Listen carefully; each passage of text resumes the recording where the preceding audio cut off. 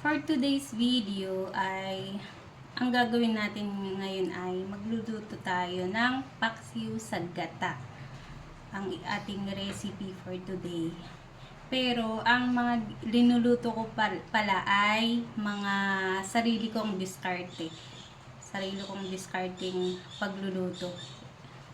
Kaya pwede nung tularan or gagawa kayo ng sarili nyong recipe. Ang lulutuin natin ay meron tayong hinimay na gabi stock. Ito yung mga stock niya, pinaghiwalay natin sa dahon niya. Ayan po. Medyo dry siya.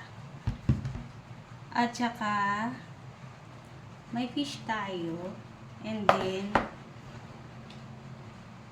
meron tayong ano ba to? Luya, sili at saka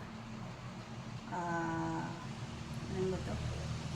Onions at magic sarap and then gata. Ito ba yung lulutuin natin ngayon? Ang gagawin natin ay yan po. Medyo i-fry natin muna tong fish natin para mag-brown siya bago natin ilagay sa gabi. Yeah, let's go. Let's cook na. Ayan po, sinalang natin ang ating gabi sa mahiwaga nating lutuan. Ayan.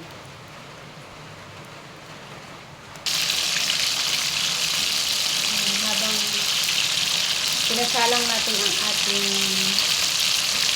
gabi dun sa kahoy, ay dito naman po, ituputo natin ang ating fish.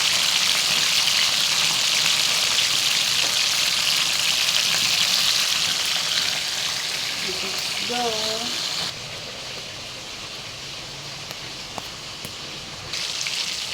Patapos na din po ang ating fried fish.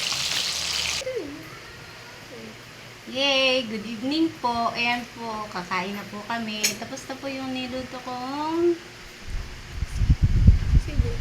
paksiw sa gata. At saka meron tayong fried na isda.